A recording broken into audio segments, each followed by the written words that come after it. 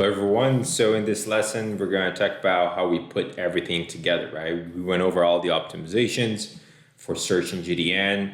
Now, how do we look at these things moving forward? So the first point is that everything affects everything. We kind of talked about that in our last lesson, but including GDN, right? It takes multiple touch points for someone to convert. So if you look at this image, so there is a prospect, right? We prospect with the specific search campaigns, right? The service specific with the general campaign. We prospect with the GDN audience for prospecting, right? The custom audience. So that's what we're doing. We're prospecting. People are clicking on our ads. They come to our website, right? The prospect is tracked. So if they don't call us, if they don't submit a form or take the action that we want, right, and we have set this up in the tracking piece, our prospect will leave and then they're going to see our ad across the web in multiple websites through GDN remarketing, right? So if we take a look at our account here, in this example for a construction company, we are prospecting with all these campaigns, right? Kitchen remodel, brand, everything, basement, and GDN prospecting, right? And then if we send all this traffic, this is all prospecting to our website. And if the person does not convert, if the person does not take the action that we want, right, either by calling or submitting a form, we're going to retarget them with GDN remarketing, where our ads are going to be displayed on multiple websites around the web, right?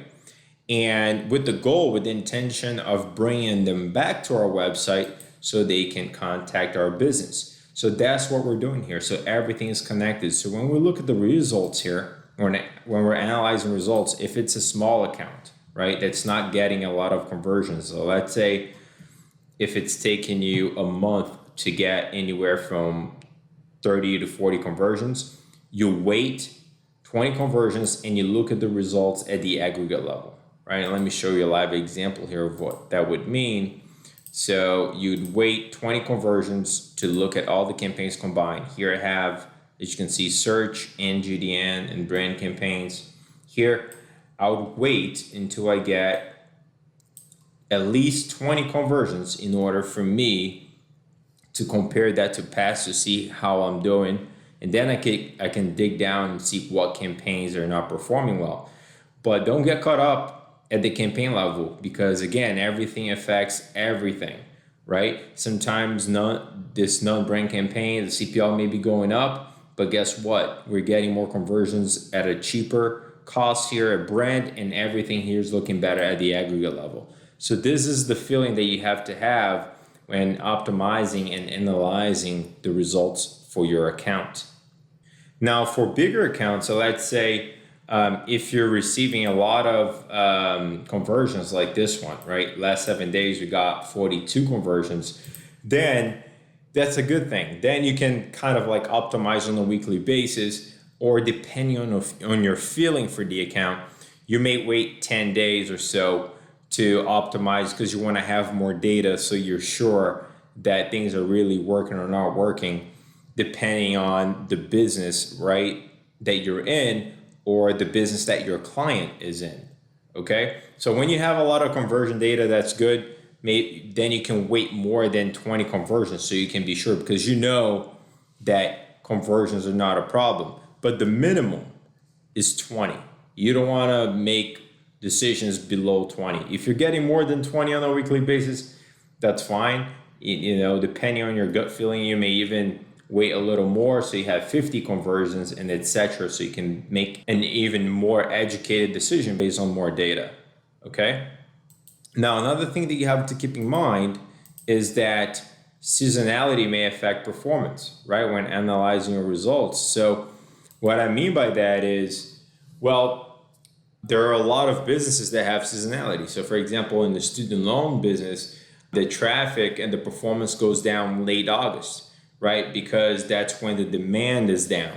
So you have to keep these things in mind when analyzing your results. If I were to give you more of a drastic example, let's say you live up in New England or in Canada, and you have an HVAC company, well, you know that people are going to be looking for heating services during the winter, not during the summer. So you know if you're targeting heating related terms during the summer, you know that the volume is going to drop. And if you keep bidding for that, you're just going to either not get any results at all, or your CPL is going to go through the roof, right? So you know if you are an HVAC company, you have to understand the seasonality. Hey, during wintertime, I'll advertise heating, and during summertime, I'll advertise air conditioning services, right? So that's something for you to keep in mind. The seasonality will affect, you have to know the seasonality of the business that you are managing, right? Either if you're a business owner, an entrepreneur, or if you're managing these accounts, these campaigns for your client. You have to understand seasonality so that you're not like, wow, why is this happening? I didn't even touch the account. Why are the results down or up, or whatever the case may be? So seasonality is something you have to be aware of. But in a nutshell, this is how you have to manage your entire account. Make sure you have enough conversion data before you make your decisions, right? You don't want to overreact without having enough data. But at least 20 conversions, that's the minimum. And I'm referring more to smaller accounts. For bigger accounts, you have the luxury of waiting even more because you're not in a rush and you have more data to analyze. Okay? All right, just wanted to take this quick break here to let you know that if you need help managing your campaigns or just learning more about Google Ads in general, there's a link in the description below this video that you can click to book a time with me. Right? It doesn't matter if you're a specialist, if you're a business owner, if you're a director who wants to learn more about Google Ads so you can better manage your team or delegate to other agencies. We can talk about your goals and then see what are the best steps to take from there. All right, so there's a link in the description below, and hopefully we'll get to talk soon. Now let's get back to this lesson. And another point that we have to keep in mind here when analyzing the entire account is that we're focusing on the cost per lead, right? What's driving the most efficient cost per lead? And not only the cost per lead, but the quality of the leads, not clicks. Here's what I mean by that. So this is a law school that we've been managing their campaigns. And as you can see here, we have spent about close to $500,000 in this particular account. And here we have the brand campaign, and here we have a GDN campaign, and here we have a regular general search campaign, right?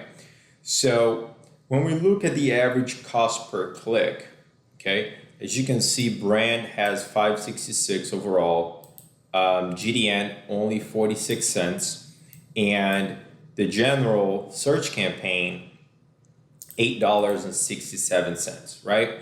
So the lowest cost per click here is the GDN campaign. See here, the display campaign. But look at the cost per lead. It's $124. Brand is still driving a lower cost per lead, even though it has a much higher CPC. And that's because it has a higher conversion rate. So what I'm saying is, don't get caught up on CPCs. What you want to look at is your cost per conversion, okay? As you can see here, this cost per conversion is about 20 times higher than this number, okay? A little less, but if you look at the cost per lead, it's almost the same. So don't get caught up on cost per click. It's all about the cost per lead. How much is it costing you to generate a lead for your business? Now, when I talk about the quality of the lead, here's what I'm talking about. So let's say we know that in this campaign we have the lowest cost per lead, and when we take these campaigns into account, this one has the highest, and this one over here has the lowest at $93. Okay, so what I'm saying is, in this particular campaign, we are tracking the quality of the lead. So not only people who becomes a lead, but who ends up becoming a student, who ends up enrolling into a program.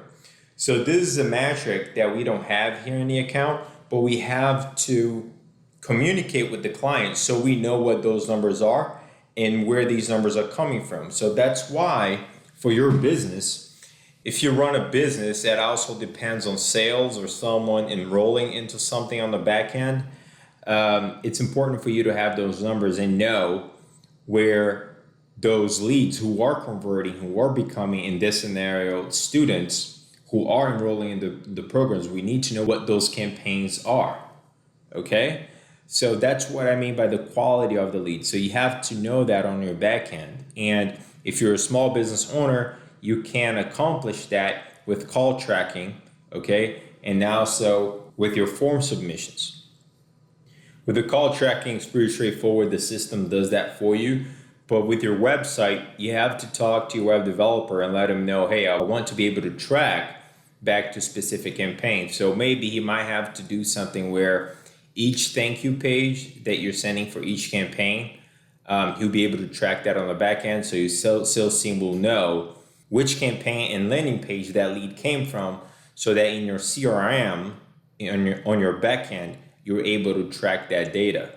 Okay, so that's something that you want to keep in mind as well, especially when you get to the part where you evaluate your ROI. Okay, so that's something to keep in mind. So that's it for this lesson, and I'll see you in the next video. Hello everyone, I hope you have enjoyed this content, and I hope you have learned something here today.